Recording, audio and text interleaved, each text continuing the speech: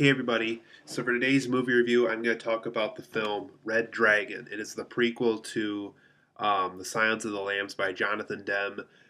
This is the prequel called Red Dragon by Brett Ratner. He did the Rush Hour trilogy and Tower Heist and the third X-Men film, so he's done quite a few stuff. Um, but after doing all those comedic films and some films that are outside the comedic zone, he surprisingly did Red Dragon, which, like I said, was the prequel to Silence of the Lambs.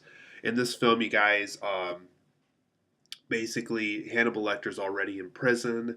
Uh, we get to see early on kind of some early crimes he did before going into prison, so that was kind of interesting.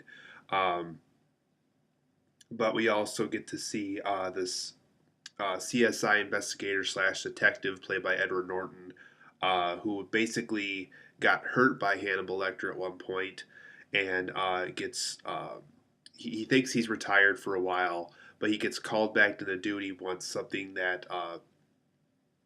case comes up involving a killer that Hannibal Lecter has some knowledge of comes up. That he gets called back into duty because he basically survived something that Hannibal Lecter did to him once. Um, so the case goes on, and this killer goes by the name the Tooth Fairy, surprisingly enough. Uh, and he's also called the Red Dragon. He's played by Ralph Fiennes in this film.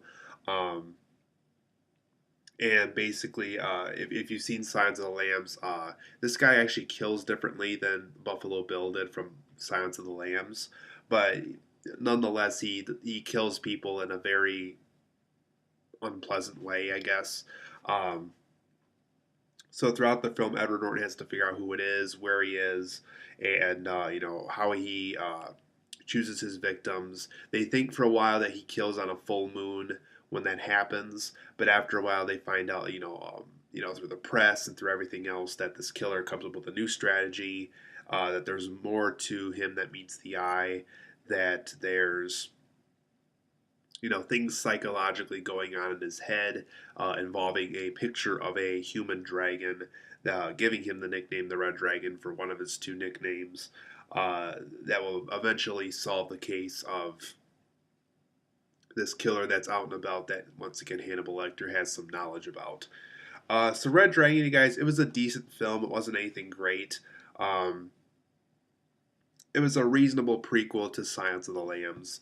It just wasn't a great film, but it wasn't a terrible film. So the positives and negatives, Anthony Hopkins, his role reprisal as Hannibal Lecter was great in this. It was great to see him back as the Hannibal Lecter character. Um, Ralph Fiennes did play a pretty reasonable villain in this, but I did think Buffalo Bill in Silence of the Lambs was a much better villain.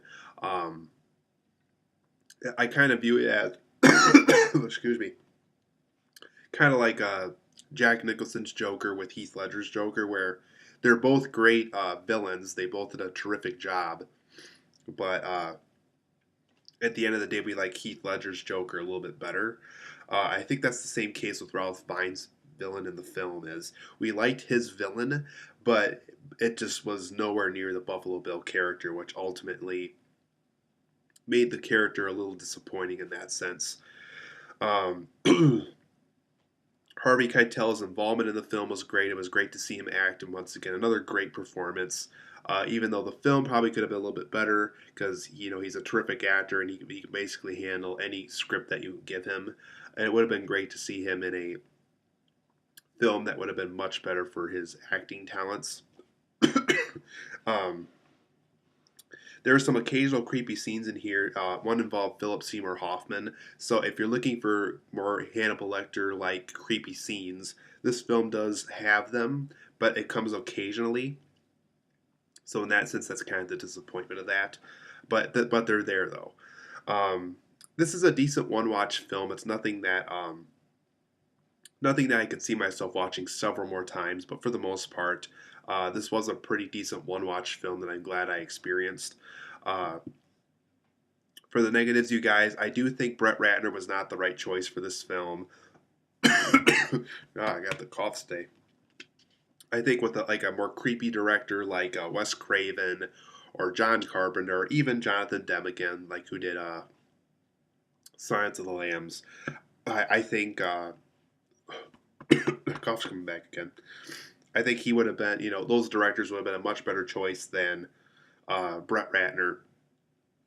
But he didn't do a terrible job. I just think with a better director, they could have found a much more interesting direction with the film. There was a lot of off-screen censorship in this film.